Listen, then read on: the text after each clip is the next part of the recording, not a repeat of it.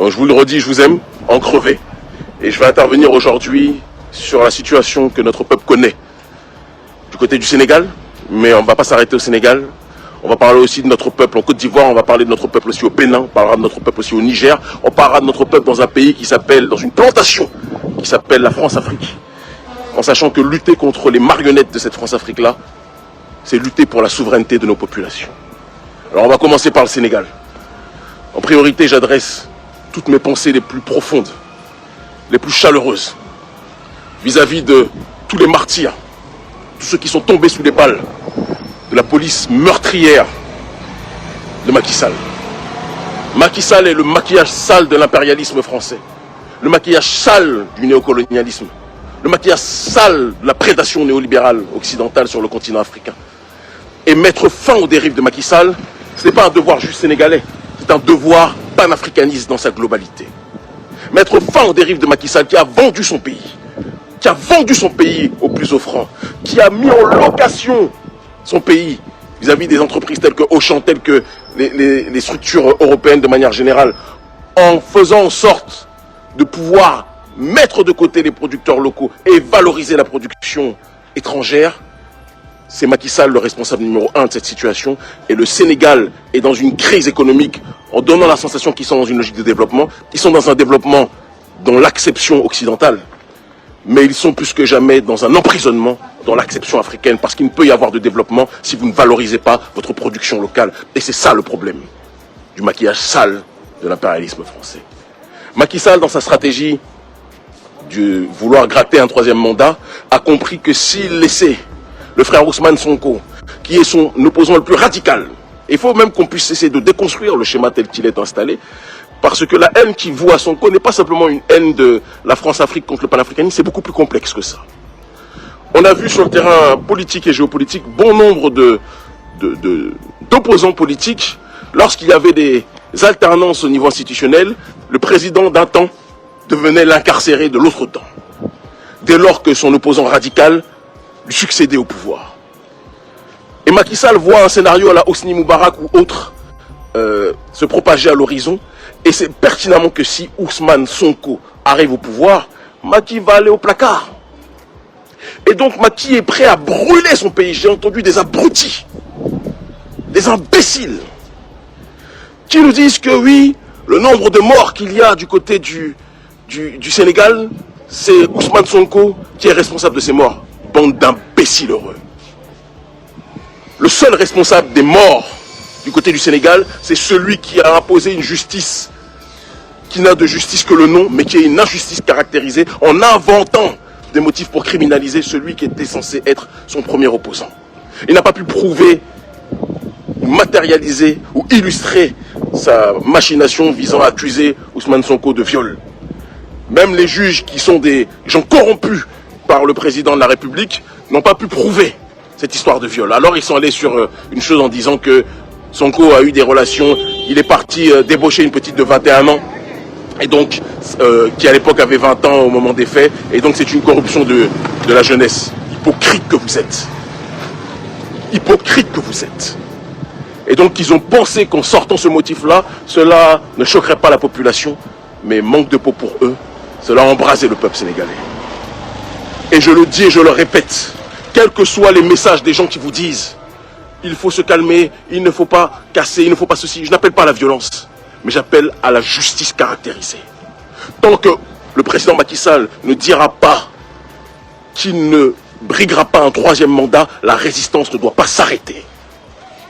Et je vais vous le dire de but en blanc, si je n'étais pas interdit d'entrer sur le territoire sénégalais, si je ne m'étais pas fait tabasser encore la dernière fois à l'entrée du Sénégal, comme ça a été, je vous assure que je serais parti avec mon équipe pour venir au Sénégal, pour porter main forte aux nôtres, à nos semblables.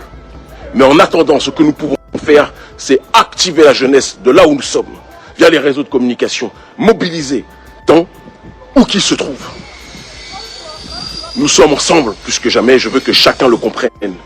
Nous sommes connectés, la famille, plus que jamais, et chacun doit le comprendre. Tous les frères qui sont incarcérés, toutes les sœurs qui sont incarcérées sont des martyrs de la souveraineté africaine, pas que de la souveraineté sénégalaise. Ils sont des martyrs d'un processus d'autodétermination, d'un processus de décolonisation qui a commencé bien longtemps avant l'histoire du Sénégal. Ça a commencé avec le Mali. Vous m'excusez, il y a des gens qui essayent de perturber le live en nous appelant. D'accord? Ça a commencé à bon nombre d'endroits. Ça a commencé au Burkina Faso, ça a commencé au Mali. Et le Sénégal est une autre étape. Et nous allons tout faire pour que Macky cesse de conduire le bus de la France-Afrique, d'accord, et laisse ce bus redevenir le bus de la souveraineté sénégalaise. Et la seule solution pour que ce bus devienne le bus de la souveraineté sénégalaise, c'est que Ousmane Sonko puisse être président du Sénégal. Tout comme Assimi Goïta doit être président du Mali. D'accord? Certains nous disent, oui, il doit arrêter de se présenter pour ce qui est d'Assimi Goïta. Je vous le dis et je vous le répète, nous voulons des gens qui se battent pour leur peuple, des gens qui sont pour l'autodétermination de leur peuple. Nous voulons des gens qui veulent rompre les accords néolins, excusez-moi, de la France-Afrique. D'accord? Nous voulons des gens qui sont dans une démarche d'autodétermination, d'élévation et de révolution profonde et constructive et structurelle vis-à-vis de leur peuple. Et donc je dis et je répète à tous mes semblables, où qu'ils se trouvent au Sénégal, ne baissez pas la garde. Ne baissez pas la garde. Continuez à vous mobiliser. Nous devons mettre Macky Sall politiquement hors d'état de nuire. Macky a décidé de détruire son pays. S'il veut détruire son pays, on doit le mettre politiquement, j'insiste, hors d'état de nuire. Et je m'adresse à l'armée. L'armée, prenez vos responsabilités. Armée française, sortez de là. Et armée sénégalaise, prenez vos responsabilités pour soutenir plus que jamais Ousmane Sonko. Et au-delà d'Ousmane Sonko, parce que c'est une question qui le dépasse en réalité, soutenez la résistance sénégalaise. Quand Abdoulaye Wade a voulu faire le fou, la rue s'est mobilisée. Macky lui-même à l'époque s'est mobilisé. Ce qui nous rappelle que souvent, il y a souvent trop d'opposants en Afrique lorsqu'ils arrivent au pouvoir, deviennent les pires autocrates.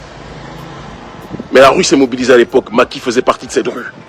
Aujourd'hui, nous demandons à cette rue de ne pas baisser la garde et nous demandons à tous les autres Africains autour du Sénégal de rester mobilisés pour soutenir la résistance sénégalaise. Tous ceux qui peuvent envoyer de l'argent au Sénégal pour soutenir la résistance sénégalaise, faites-le. L'ONG Agence panafricaniste va, dans les jours à venir, là aussi débloquer ce que nous pouvons débloquer pour aider les nôtres. Nous n'avons pas beaucoup, mais nous allons tout faire pour soutenir le plus possible ceux qui sont sur le terrain au Sénégal et qui souffrent. C'est important de le dire. Ousmane Sonko doit être lavé de ses accusations fallacieuses et on doit lui donner la possibilité de se présenter aux élections présidentielles. Et si on ne lui donne pas la possibilité de se présenter aux élections présidentielles, il va aller chercher Macky et installer Ousmane Sonko. C'est de ça dont il s'agit. Tout le reste n'est que littérature. Ce que je dis pour le Sénégal est valable pour la Côte d'Ivoire d'Alassane Dramatique Ouattara. Oui. Alassane Ouattara lui-même, qui est le deuxième pilier, qui est le premier pilier de l'UMOA, Macky Sall est le deuxième. Alassane Dramane Ouattara est donc le premier pilier de la France-Afrique du néocolonialisme. Et avec Macky Sall, ils ont structuré, ils ont cimenté la soumission africaine aux intérêts français plus que jamais. Et donc ces dirigeants doivent être déboulonnés. Nous devons faire en sorte aujourd'hui que nos pays puissent être dans un processus véridique, véritable d'autodétermination et de souveraineté totale. Et ceux qui refuseront cette démarche-là devront être combattus plus que jamais. Et donc je dis de la même façon à la résistance en Côte d'Ivoire, organisons-nous, organisez-vous pour que Alassane Dramatique Ouattara puisse lui aussi tomber. Quand un conducteur emmène le bus dans le ravin, les passagers du bus doivent neutraliser ce conducteur-là. Et ce conducteur sur le terrain politique se nomme Alassane Ouattara en Côte d'Ivoire, se nomme Macky Sall au Sénégal, se nomme du côté du Bénin Patrice Talon. Les gens ont peur de prononcer son nom, parce qu'au Bénin, trop de gens ont peur de leur nom, mais il faut arrêter avec cette démarche-là. Moi, je vous le dis, les yeux dans les yeux, Patrice Talon fait partie lui aussi de ce système de la France-Afrique. Patrice Talon, lui aussi, est dans une démarche d'implanter l'oligarchie néolibérale occidentale dans notre pays, dans le pays de Béhanzin, dans le pays de Glélé, dans le pays des Akodji. Et nous ne l'accepterons jamais. Nous voulons la souveraineté totale. Nous voulons l'autodétermination totale. Nous voulons la justice sociale et non pas la justice pour une minorité qui vit avec des millions et des millions et des millions pendant que la majorité vit avec moins de $100 par mois. Ce n'est plus acceptable. Nous voulons valoriser nos productions locales. Nous voulons vivre de ce que nous produisons. Nous voulons profiter de nos ressources. À chaque fois on vous dit qu'il y a des risques de terrorisme. Les risques de terrorisme apparaissent aux endroits où on découvre qu'il y a des richesses minières, des ressources minières qui sont présentes sous le sol. Et tout le monde sait que ces terroristes-là ne sont qu'en réalité des mercenaires, des multinationales occidentales qui sont là pour déstabiliser nos territoires, pour justifier la présence des armées françaises et occidentales afin de piller nos ressources. Ça aussi, cela doit s'arrêter. C'est un combat global. C'est pour ça que quand je lis certains qui me disent Kémy, c'est un combat des Sénégalais, il faut laisser... Non, non, non, ce n'est pas un combat des Sénégalais. C'est un combat panafricaniste dans sa globalité. Non, ce n'est pas un combat ivoirien. C'est un combat panafricaniste dans sa globalité. Ce n'est pas un combat béninois. C'est un combat panafricaniste dans sa réalité, dans sa globalité. Soyez mobilisés. Restez mobilisés. Le Niger, pareil. Mohamed Bazoum, on ne pourra pas le laisser éternellement à la tête du pays. On ne pourra pas laisser cet individu, on ne sait même pas d'où il vient, à la tête du Niger. Ce n'est pas acceptable. Restons mobilisés. Maintenons la pression. Bousculons l'ennemi par tous les moyens à notre disposition. Armés de nos pays, rejoignez la population. Et vous aurez un rôle plus que jamais fondamental, déterminant pour notre libération. Je vous aime en crever, peuple d'Afrique, en l'honneur de nos ancêtres méritants, et par la grâce de Dieu l'unique, Dieu tout-puissant, nous vaincrons.